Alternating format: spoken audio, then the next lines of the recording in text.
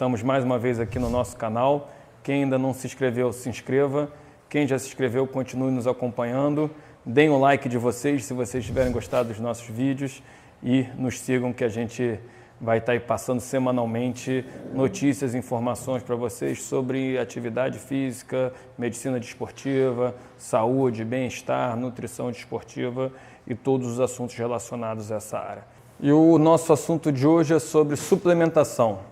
Será que realmente todo praticante de atividade física precisa de uma suplementação ou uma boa alimentação é suficiente? Do meu ponto de vista, como o nome já diz, suplementação. O que significa? É para suplementar a sua dieta. Quando a gente tem uma dieta adequada, quando a gente tem uma boa dieta, para a grande maioria dos praticantes de atividade física é o suficiente.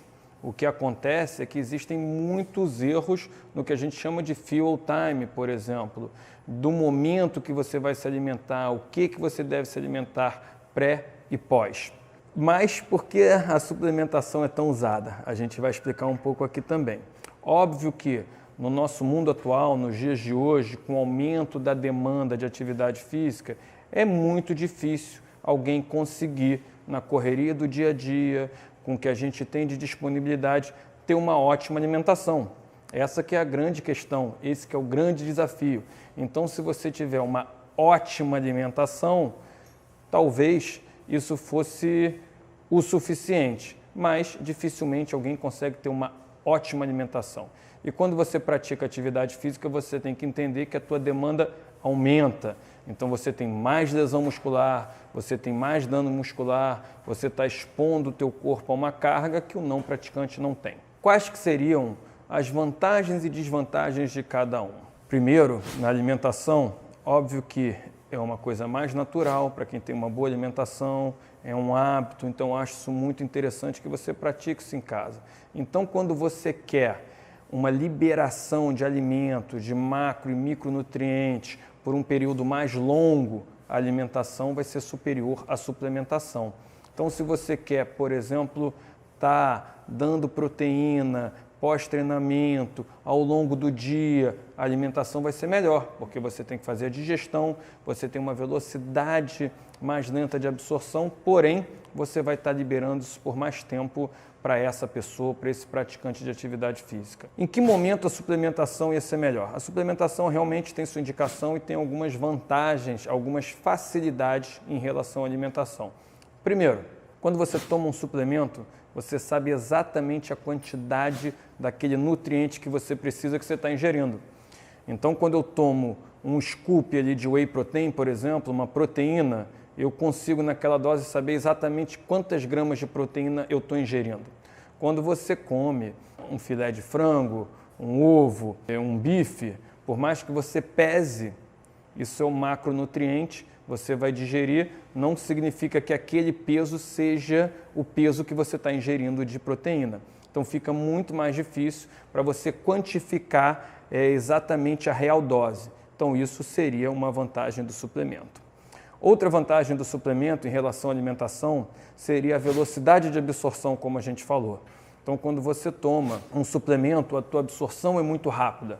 Então nos momentos, por exemplo, pré-treino, onde você quer uma absorção rápida, onde você não quer que você esteja com o teu estômago cheio, porque você vai praticar atividade física, o suplemento ele tem uma vantagem em relação à alimentação, porque ele vai te dar uma absorção muito mais rápida do nutriente que você precisa para aquele momento.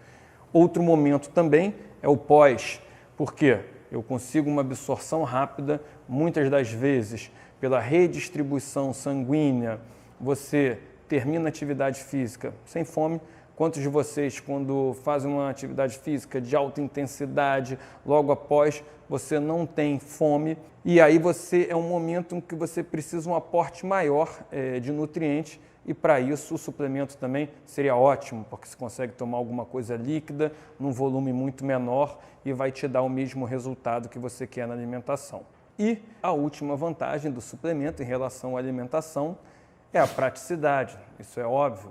Então, eu consigo, de uma maneira muito fácil, por exemplo, dar o exemplo aqui do Whey Protein, como a gente já falou, eu conseguia, num copo, botar ali o meu pó, botar água e tomar a dose necessária de proteína em qualquer lugar que eu esteja, em qualquer hora do dia, de uma maneira bem rápida, bem fácil e bem prática. Então, isso também é uma vantagem dos suplementos em relação à alimentação. Mas, como a gente disse aqui desde o início, ela suplementa. Você não deve fazer do suplemento a sua alimentação, porque a alimentação tem que ser feita por nutrientes, enfim, de uma outra maneira.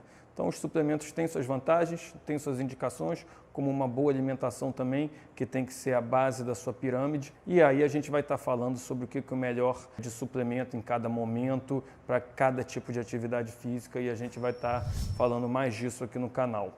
Então, para vocês que assistiram esse vídeo de hoje, deixem seus comentários, deixem seus likes e vamos estar aí interagindo com vocês na medida do possível. E até a próxima semana. Espero todos